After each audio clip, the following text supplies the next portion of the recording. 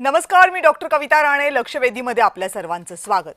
भाजप या पक्षामधलं इनकमिंग आता भाजपच्या आउटबस्टचं कारण ठरू लागलंय का? सोप्या शब्दात सांगते, भाजपमध्ये सध्या आयारामांची जी रांग लागली आहे ना, ती मूळ भाजपवाल्यांच्या उद्रेकाचं कारण ठरू लागले. आधी याच्या फक्त चर्चाच होत होत्या, आज ते प्रत्यक्ष दिसलं. नाशिकमध्ये आज भाजपच्या कार्यकर्त्यांनी प्रचंड राडा घातला आणि तोही कुणाच्या विरोधात? तर भाजपचेच नेते आणि मंत्री गिरीश महाजनांच्या विरोधात. नाशिक महानगरपालिकेच्या निवडणुकीच्या पार्श्वभूमीवर महाविकास आघाडीच्या काही नेत्यांनी आज भाजपमध्ये प्रवेश केला आणि त्याला विरोध करत भाजपच्या कार्यकर्त्यांनी महाजनांना थेट घेराव घातला. या पक्षप्रवेशाबाबत संताप इतका होता की देवयानी फरांदेंसारख्या भाजपच्या तडफदार मानल्या जाणाऱ्या आमदार अक्षरशः रडल्या. गेली अनेक वर्ष नगरसेवक बनण्याचे स्वप्न पाहणारे भाजपचे कार्यकर्तेही रडले, पण तरीही पक्षप्रवेश झालाच. गिरीश महाजनांना भाजपमध्ये संकटमोचक अशी उपमा दिली जाते, पण नाशिकमध्ये मात्र गिरीश महाजनांचेच निर्णय या उद्रेकाचं कारण ठरलेत. सुधाकर बडगुजर त्यांचा प्रवेश झाला तेव्हाही आमदार सीमा हिरेंनी जाहीर नाराजी व्यक्त केली होती आणि आज आमदार देवयानी फरांदेंनी अश्रूच सांडले. म्हणजे गिरीश महाजनांच्या नाशिकमधल्या पक्षप्रवेशाच्या निर्णयांना स्थानिक भाजप नेत्यांचा पाठिंबा नाही हे स्पष्ट आहे. पण या सगळ्यामधलं खरं दुखणं काय आहे सांगू का?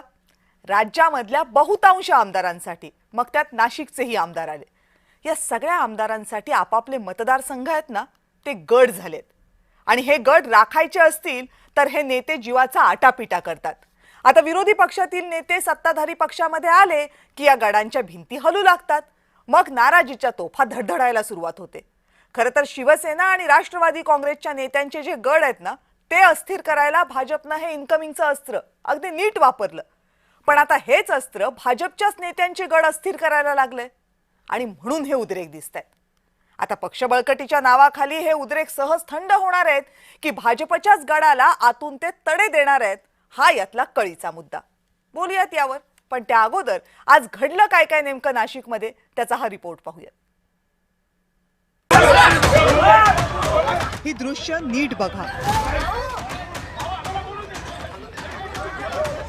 संतप्त लोकांचा गिरीश महाजनांना गराडा पडलाय आणि हा संताप व्यक्त करतायत भाजपचेच कार्यकर्ते.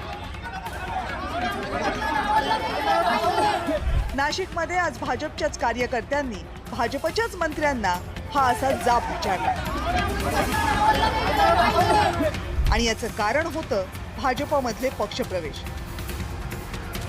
ठाकरे गटाचे माजी महापौर विनायक पांडे, मनसेचे माजी महापौर यतीन वाघ यांच्यासोबतच काँग्रेसचे गटनेते शाहू खैरे आणि मनसे प्रदेश सरचिटणीस दिनकर पाटील आणि माजी आमदार नितीन भोसले यांनी आज भाजपमध्ये प्रवेश केला आणि मूळ भाजप कार्यकर्ते नाराज झाले.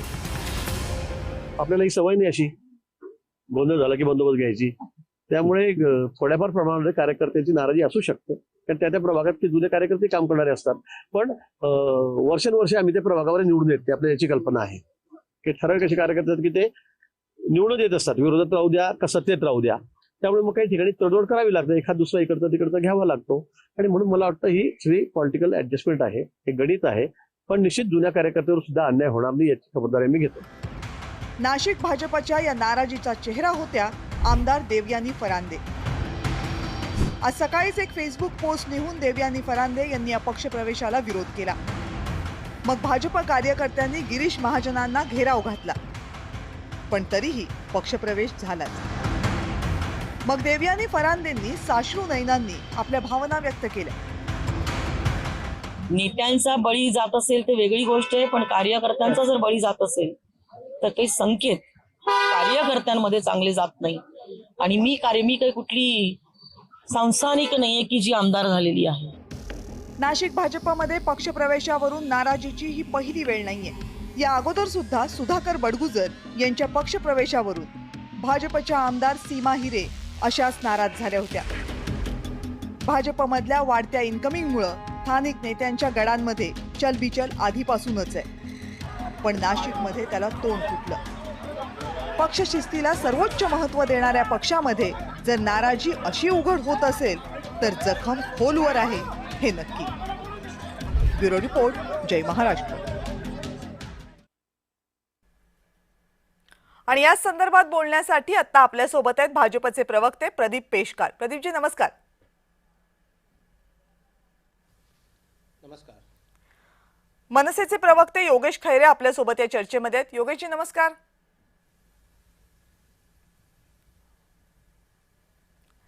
आणि काही वेळातच पत्रकार प्रवीण पुरो सुद्धा आपल्यासोबत असतील. प्रदीपजी, पहिला प्रश्न तुम्हाला विचारला पाहिजे, काय नेमकं झालं? म्हणजे नाशिकमध्ये अशी काय भाजपची अडचण आहे की वारंवार नाशिकमधल्या सगळ्या कार्यकर्त्यांच्या, नेत्यांच्या, आमदारांची नाराजी ओढवून तुम्हाला हे पक्षप्रवेश करावे लागतात? म्हणजे अडचण आहे का भाजपची नाशिकमध्ये?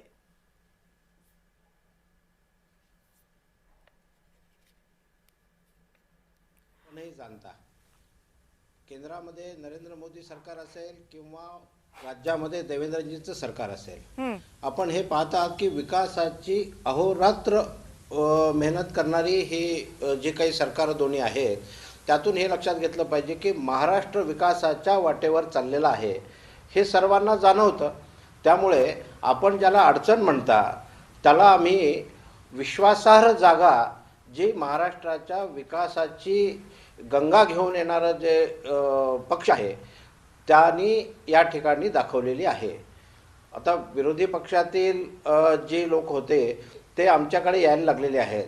हे आज नाही आहे, हे मागच्या 5-7 वर्षात आपण सतत बघत असाल तर या ठिकाणी येणाऱ्यांची प्रवेशाची संख्या वाढलेली आहे. आता प्रमुख नेतेसुद्धा यायला लागलेले आहेत.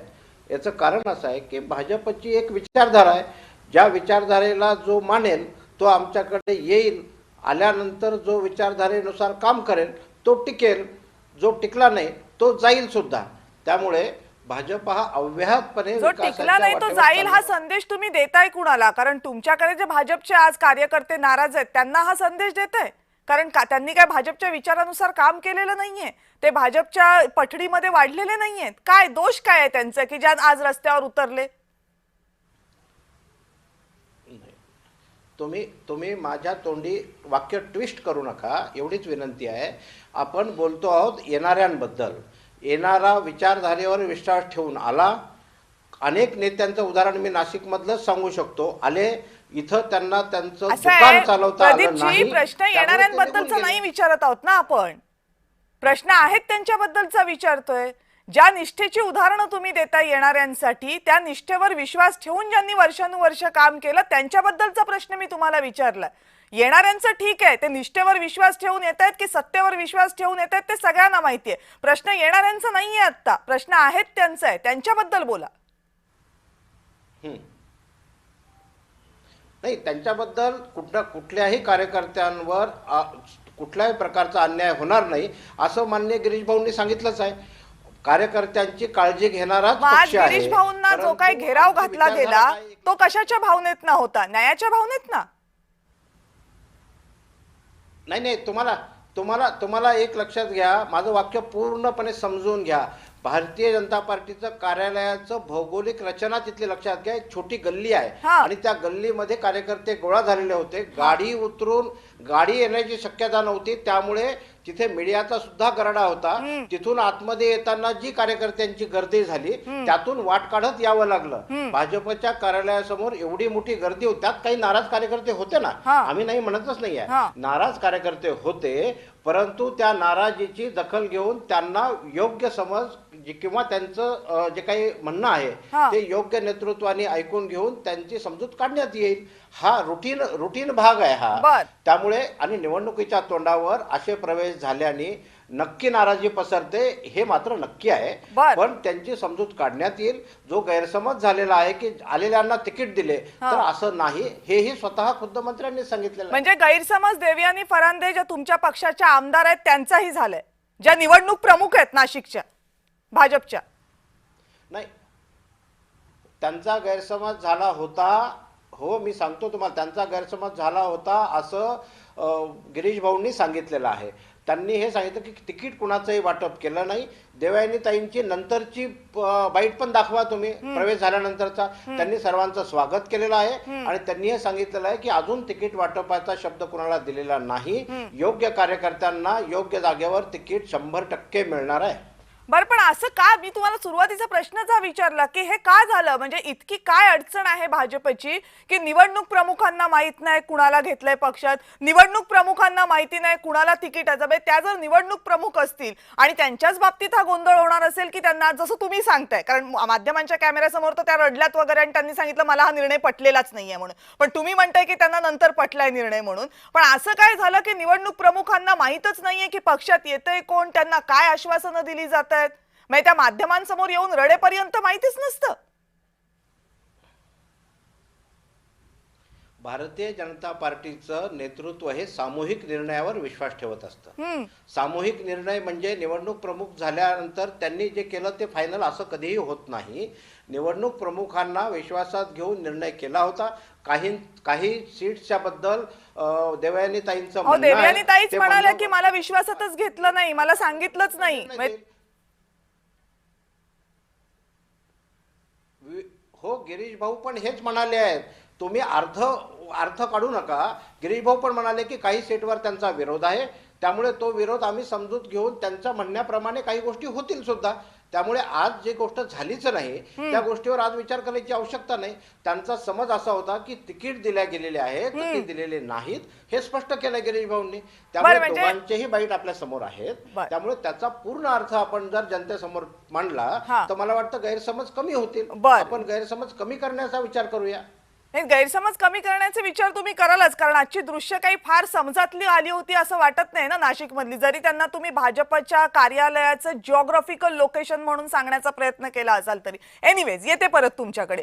योगेश खैरेजी, भाजपमध्ये जे काय चाललं असेल ते चाललं असेल, भाजपच्या निष्ठा, भाजपच्या कार्यकर्त्यांना तिथं मिळणारी वागणूक आणि त्या वागणुकीबद्दल भाजपच्या कार्यकर्त्यांनी आज जे काय मत व्यक्त केलं ते केलं, पण मनसेमध्ये काय चाललंय? म्हणजे ज्या युतीची वाट बघत होते कालपर्यंत ते नेते काल आनंदाने उड्या मारत होते की एकदाची उद्धव ठाकरे आणि राज ठाकरे यांच्या एकत्रित येण्याची प्रक्रिया पूर्ण झाली, आणि ते झाल्यानंतर 24 तासामध्ये पक्षाला इतकी मोठी गळती लागली, ती पण नाशिकमध्ये, जो मुंबई नंतर पक्षाचा गड मानला जातो. युती पटली नाहीये की काय कार्यकर्त्यांना? कविताजी, आवाज येतोय माझा? येतोय. कविताजी, आता भारतीय जनता पार्टीचे प्रवक्ते म्हणाले की आमच्या पक्षामध्ये पक्षावर निष्ठा ठेवून लोक येतात. मी आजच्याच प्रवेशाचं उदाहरण देतो. दिनकर पाटील जे मनसेमध्ये होते त्यांनी आज भारतीय जनता पार्टीत प्रवेश केला. हे दिनकर पाटील आधी भारतीय जनता पार्टीत होते. भारतीय जनता पार्टीत त्या पक्षावर निष्ठा ठेवून ते मनसेत आले. मनसेवर निष्ठा ठेवून परत ते भारतीय जनता पार्टीत गेले. तर ही पक्षनिष्ठा वगैरे काही नाही. ही जी प्रवृत्ती आहे काही लोकांची, अनेक लोकांची ज्या पद्धतीची आता प्रवृत्ती झालेली आहे की अनेक पक्षांमध्ये, की भारतीय जनता पार्टीमध्ये प्रवेश केला की आपलं भलं होईल, आपण निवडून येऊ, आपण लोकप्रतिनिधी होऊ, अशा गोष्टींमुळे हे लोक प्रवेश करतायत.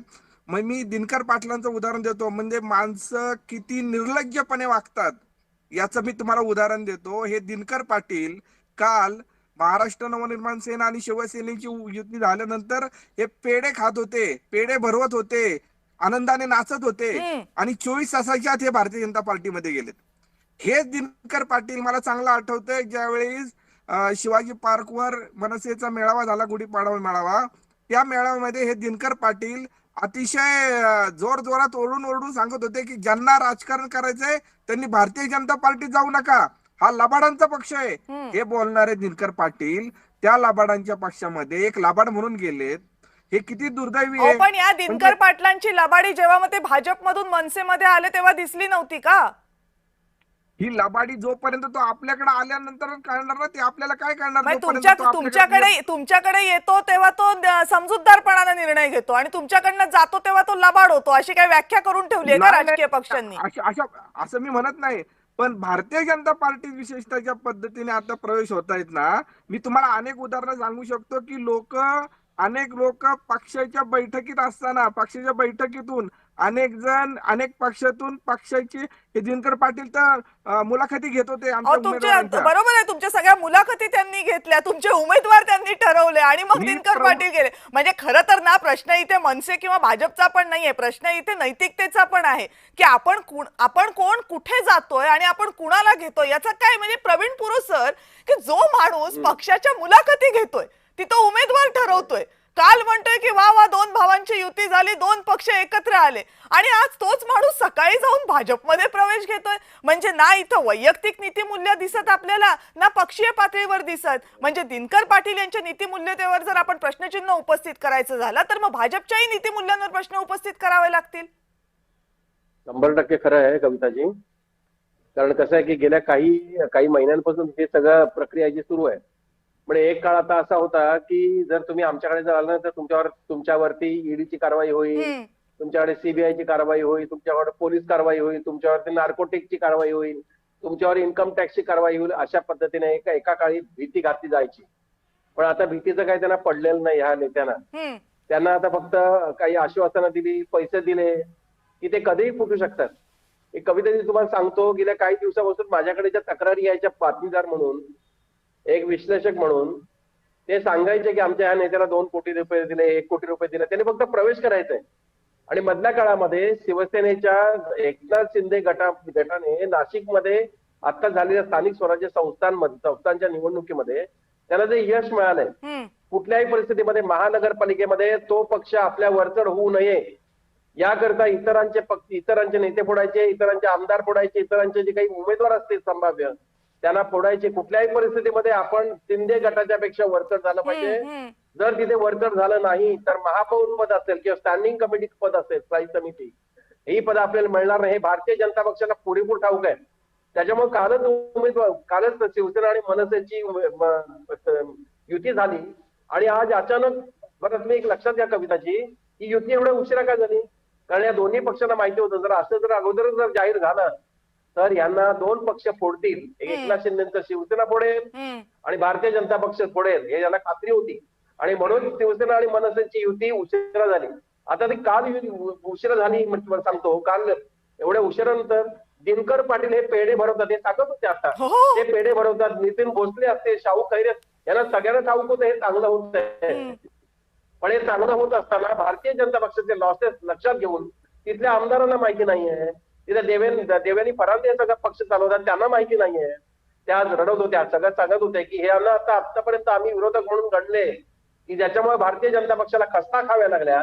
आज ते जर आमच्या न कळत ते येत असतील, यासारखं दुर्दैव नाही. हे भाऊ न सांगतायत, गिरीश भाऊ जे पक्ष तिकडे चालवतात.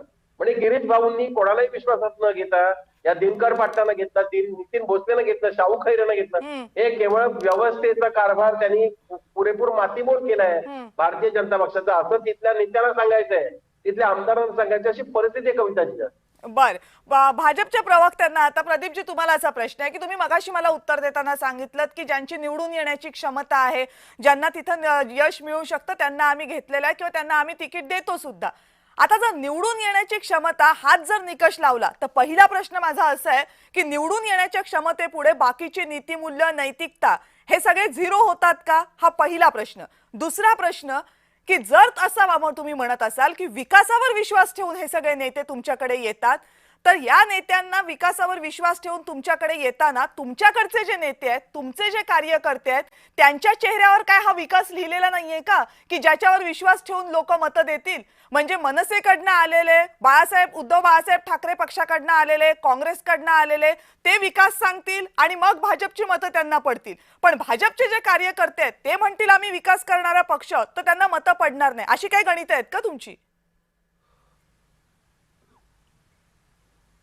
खरं पहिला प्रश्नाचं उत्तर आधी मी देतो की येणारा व्यक्ती हा भाजपच्या आत्ताच्या प्रोग्रेसवर विचार करून विश्वास ठेवून येतोय हे नक्की आहे. आणि त्यांनी खरं बोलले खोटं बोलले हे सगळं जनता ठरवणार आहे ना. आता मगाशी दिनकर पाटलांचं तुम्ही उदाहरण दिलं. दिनकरराव पाटील हे भाजपत होते, तिथून मनसेत गेले विधानसभेच्या वेळेला, आणि त्यांनी ते मला आता मनसेच्या प्रवक्त्यांनी जे सांगितलं ना की लबाडांचा पक्ष आहे वगैरे वगैरे म्हणाले, आता ते तिथं खोटं बोलले हे स्पष्ट झालं ना. परत इकडं आले. त्यामुळे इतर पक्षांमध्ये गेल्यानंतर ते कसे वागतात, काय वागतात, इकडे आल्यानंतर काय वागतात हे सगळं जनता बघत असते. भारतीय जनता पार्टी कुणालाही येऊ नका हे सांगायचं काही कारण नाही. जो माणूस स्वतःहून येतो, कुणालाही जबरदस्ती नाही, पण स्वतःहून आल्यानंतर त्याला भारतीय जनता पार्टीची विचारधारा मान्यच करावी लागेल. अशा प्रकारचं इथलं वातावरण आणि इथल्या प्रकारची शिस्त आहे. आता अहो, त्यांनी पण तीच शिस्तीत शिस्त वागायचं की मोडून नाही तर ते वागायचं बाहेर हा पडले त्याचा होते त्याचा ना. प्रश्न आहे. तीच शिस्त आणि मोडून तर ते बाहेर पडले होते ना. तोच अविश्वास आम्ही विश्वास जाऊ दिलं इतका ना. असता तर ते बा- पक्षातनं बाहेर मी कशाला परत पडले तेच- असते. तेच सांगतो ते ते बिलकुल बरोबर आहे. पक्ष बांधून ठेवत नाही ना. विचारधारा ही स्वतःची वैयक्तिक प्रकारे कमिटमेंट एक असते. आता जनता ठरवेल म्हणजे त्यांच्याकडे असं आहे commitment आहे किंवा नाही. म्हणजे असं आहे प्रदीपजी, प्रत्येक तुम्ही मला व्यक्ती हा सांगताय त्या वाटलं वेळेला विचारधारा बदलतो. नाही पटत आहे सोडून ऐका ना, दिली ऐका आणि ना, मग नाही, 4 नाही, वर्षांनी ऐका वाटलं ना. आता मला विचारधारा पूर्ण पटते ऐका, म्हणून पूर्ण यायचं. ऐका. असंच आहे ना. नाही हो, हा प्रश्न त्यांना विचारायला नाही, पाहिजे. मी तुम्हाला भारतीय विचारतेय जनता पार्टीच्या प्रवक्त्याला विचारतेय विचारून उपयोग कारण नाहीये. कारण हा आम्ही प्रवास आमच्या जसा पक्षात- हा प्रवास जसा त्यांच्या थ्रू झालेला आहे तसं तुमच्या पक्षा थ्रू पण झालेला आहे. म्हणजे थोडक्यात असं आहे ना, नाही विचारधारा पटली जा तुम्ही, पटली विचारधारा या तुम्ही, अशीच विचारधारा आहे ना. आल्यानंतर त्यांच्या विचारांनी पक्ष नाही चालत, पक्षाच्या विचारांनी त्यांना चालायला पाहिजे. हा मुद्दा महत्वाचा आहे. आले या गेलेचा असं नाही, हे नक्की आहे. गेल्यानंतर आम्ही काही थांबवणार नाहीये त्यांना, की पायघड्या घालणार नाहीये की अरे अरे जाऊ नका. याचं कारण त्यांनी विचारपूर्वक निर्णय करायला पाहिजे. आजही प्रवेशाच्या वेळेला गिरीश भाऊ त्यांना म्हणाले आता हा शेवटचा प्रवेश. हे का म्हणाले? हा विनोद नाही आहे, हे त्यांना सूचना आहे. त्यामुळे आपण वैयक्तिक याच्यावर बोलायला नको, आपण याच्यावर बोलायला पाहिजे की लोकांनी इथे आल्यानंतर काय भूमिकेतून काम करावं हे पक्ष ठरवतो. आणि आमची विचारधारा, आमची निर्णय प्रक्रिया ही सामूहिक आहे. कुठल्या एकाच्या पण नेत्याला मला एक दावणीला सांगा बांधायला की त्या पक्ष विचारधारा नाही. हे अचानक आम्ही निवडणुकीच्या वेळोवेळी तोंडावर कशा बरं येतात? मग आधी काय त्या विचारधारांचा विसर पडलेला असतो का? कधी येतात त्यांचे? ते येतात हो, ते येतात आमच्या विचारधारेमध्ये. हा. विचारधारा येत नाही. त्यांच्याकडे विचारधारा असती तर ते टिकले असते ना विरोधी पक्षामध्ये. विरोधी अहो, मी पक्षाकडे तुमच्याबद्दल बोलते, विरोधी पक्षांबद्दल नाही बोलत आहे. तुमच्याकडे येताना निवडणुकांचाच मग मुहूर्त कसं काय सापडतो? नाही, मग भारतीय जनता पार्टीने कधी विचारधारा बदलली? आम्ही कुठे भाजपने म्हटलं भारतीय विचारधारा जनता, नाही आम्ही बदलली. कुठे म्हणतोय आमच्या भारतीय जनता विचारधारेवर पार्टीनं विचारधारा विश्वास बदलली आहे ठेवला म्हणून? मी हे म्हणते की येणाऱ्यांना भारतीय जनता पार्टीची विचारधारा ही फक्त निवडणुकांच्याच तोंडावर कशी दिसते? हा प्रश्न त्यांना विचारला पाहिजे. कुणाला? आम्हाला विचारून नाही उपयोग. कुणाला विचारायचं? आम्हाला हा काय तुम्हाला, विचारून उपयोग हा आहे? मी तुम्हाला आम्हाला विचारतेय, जेव्हा तुमच्याकडे व्यक्ती आला, येणाऱ्यांबद्दल तुम्हाला विचारतेय. भारतीय हा प्रश्न खरा तुम्हाला पडला बिलकुल बरोबर पाहिजे. आहे. तुम्ही जर असं आमच्याकडे म्हणताय ना की निवडणुकीच्या ते तोंडावर- खरं तर प्रदीपजी हा प्रश्न तुमच्यासारख्या कार्यकर्त्यांना पडला पाहिजे की आपल्याकडे हे जे नेते येतात, जे आपल्या विचारांवर विश्वास ठेवून येतात असं म्हणतात, जे आपल्या प्रगतीच्या दिशेवर विश्वास ठेवून येतात असं म्हणतात, ते बरोबर निवडणुकीच्या वेळेला कसे येतात हा प्रश्न तुम्ही विचारला पाहिजे, जो आम्ही तुम्हाला विचारतोय. खरं तर बरोबर ना प्रवीण सर? बरोबर आहे. बिलकुल बिलकुल बिलकुल बिलकुल बिलकुल बरोबर आहे. आता मला थोडं सविस्तर बोलू द्या. तुम्ही काय करताय, प्रत्येक वाक्याला तोडून दुसरा प्रश्न विचारताय. हे बघा, भारतीय जनता पार्टी ही प्रायव्हेट लिमिटेड परिवाराची पार्टी नाही, हा. जिथे आमच्यामध्ये कोणी यायचं नाही. मी, माझा मुलगा, माझा नातू, माझी बायको अशा प्रकारचा हा पक्ष नाही. वैचारिक पातळीवर सामूहिक निर्णय प्रक्रिया इथे चालते. यामध्ये कोणी आला म्हणजे पक्षाचा मालक झाला, लगेच तिकीट दिलं, महापौर झाला असं समजायची आवश्यकता नाही. त्यामुळे आता आजच्या आज लगेच सर्वांनी जर निर्णय केला, सगळ्यांना तिकीट मिळालं असं गृहीत धरलं तर हे चूक आहे. त्यामुळे कुणालाही कुठलंही आश्वासन दिलेलं नाही. जे निवडून येण्याची ठीक आहे, क्षमता असेल ठीक आहे. त्यांना प्रदीपजी, तिकीट आता मला दिलं फक्त जाईल. एका ज्यांची- वाक्यामध्ये सांगा, दिनकर पाटलांच्या बायकोला आणि मुलाला भाजपचं तिकीट मिळणार नाही हे तुम्ही ठामपणे सांगताय? नाही, ज्या अर्थी ह्यांना नाही, पक्षामध्ये आता संधी दिली. नाही प्रवीणजी, प्रदीपजींना विचारलंय, जे निर्णय दिनकर घेणारे- पाटलांच्या बायकोला आणि मुलाला तिकीट मिळणार नाही भाजपचं, ठामपणे सांगताय? नाही, कुणाला मिळणार हे पण आता निश्चित नाही आणि कुणाला नाही मिळणार हे तर मी सांगूच शकत नाही. याचं कारण यामध्ये निवडून येण्याची क्षमता, त्याचा सर्वे आणि आमच्याकडची जी कोर टीम आहे ती विचार करून निर्णय करेल. अहो, हे पण नक्की आहे. मला हे तुम्ही तुमचं विचारा, निवडणुकीला त्यांनी सामोरं सांगितलं जायच्या की आधीच कुटुंबामध्ये झालेलं अशा असेल ना? प्रकारचं तिकीट देणं योग्य नाही. मी सांगेल ना. म्हणजे तुम्हाला मी आता सांगतो ना याचा तुम्हाला अर्थ की काय? एका याचा घरात अर्थ दोन-दोन, प्रदीपजी, चार-चार तुम्हाला तिकीट आता देणं मला योग्य हे नाही. ठामपणे सांगता हे- येत हे नाहीये नक्की आहे. की ज्या थोडक्यात एवढंच आहे प्रदीपजी की आता जे आलेले आहेत ते तिकिटासाठी आलेले नाहीयेत, फक्त प्रगतीसाठी, विकासासाठी आलेले आहेत. हे खरं नाहीये, हे तुमच्या बोलण्यातनं स्पष्ट होतंय. कारण जर ते खरं असतं तर तुम्ही ठामपणे सांगितलं असतं, नाही नाही ते तिकिटांसाठी आलेले नाहीयेत, त्यांना तिकीट नाही मिळणार आहे. परत तुम्ही हेच म्हणताय एका घरात अनेक तिकीटं देणं योग्य नाही, ही विचारधारा हे 100% नक्की आहे, मी हे सांगतो. परंतु कुणाला मिळणार नाही मिळणार हा अधिकार माझा नाही आहे ना, हा अधिकार कोर टीमचा आहे. त्यामुळे कोर टीम योग्य निर्णय हे करेल, बरोबर. हे नक्की आहे. आणि म्हणूनच त्या कोर टीमच्या प्रमुख आज इतक्या नाराज दिसल्या आपल्याला. ठीक आहे योगेशजी, अगदी नाही, थोडक्यामध्ये नाही, सांग. बघा, ठीक आहे दोन- ठीक आहे दोन ठीक या आहे. ठिकाणी प्रमुख आहे. दिसल्या राहुल दिसल्या टिकलेजी- त्यांची नाराजी राहुल दिसली हो, टिकलेजी सगळ्या सुद्धा- महाराष्ट्राने दुसरे बघितली. आमदार राहुल टिकलेजी हे सुद्धा प्रमुख आहेत, देवयानी ताई सुद्धा प्रमुख आहेत. अहो देवयानी ताईंची आज दिसली, सीमा हिरेंची काही महिन्यांपूर्वी दिसली होती. काय सांगताय प्रदीपजी तुम्ही? हा योगेशजी, आता मला फक्त थोडक्यात सांगा की तुमच्या पक्षासाठी धोक्याची घंटा नाहीये का? निष्ठा नीतिमूल्य जाऊ देत, ते आता राजकारणात बोलण्याचे शब्द पण राहिलेले नाहीयेत. एवढंच सांगा की तुमच्या पक्षाच्या मुलाखती घेणारा माणूस जर असा अचानकपणे निघून जात असेल तर पक्षासाठी धोक्याची घंटा आहे की नाहीये? नाही, एक लक्षात घ्या, ही धोक्याची घंटा फक्त आमच्याच पक्षासाठी नाहीये, तर सगळे जे विरोधी पक्ष बरं. आहेत त्या सगळ्या पक्षांसाठी ही धोक्याची घंटा आहे. हम्म. आणि आम्ही हे गृहीत धरूनच राजकारण करतोय की अशा बऱ्याच गोष्टी होणार आहेत, होणार आहेत. ओके. बऱ्याच ठिकाणी फोडाफोडी होणार आहे आणि बऱ्याच ठिकाणी उमेदवार पळवापळी होणार आहे. ह्या गोष्टी होणारच आहेत. भारतीय जनता पार्टी हे करणारच आहे, कारण भाजपचं नाव हे आता भारतीय ठीक आहे, जमाजमी म्हणजे पार्टी तुम्हाला झालेलं हे आहे. एक्सपेक्टेड पण होतं आणि असं होईल याच्यामुळे काय धोका आहे हेही तुम्हाला माहितीये. प्रवीण सर, शेवटच्या 2-3 वाक्यांमधली कमेंट तुमची. एकच सांगतो फक्त, 2017 साली देवेंद्र फडणवीस साहेबांनी सांगितलं होतं की याच महापालिकेच्या निवडणुकीत की मी नाशिकला दत्तक घेतोय. जर नाशिकला दत्तक त्यावेळी घेतला असेल आणि नाशिकचा विकास झाला असेल तर मग इतर पक्षातली लोक आता दत्तक घेण्याची काय आवश्यकता होती? बरं, ठीक आहे ठीक हा आहे. सगळ्यात प्रवीण सर, मोठा प्रश्न आहे. ठीक आहे. प्रवीण सर, नाही, एक साधी गोष्ट आहे की या पक्षाने नीतिमूल्य एवढे रसतळाला गेलेले आहे हम्म, की त्यांनी मतदारांचा विचार केलेला नाही, ते विरोधकांचा विचार केलेला नाही, पण त्यांनी आपल्या पक्षातल्या कार्यकर्त्यांचाही विचार केलेला नाही. केलेलं नाही.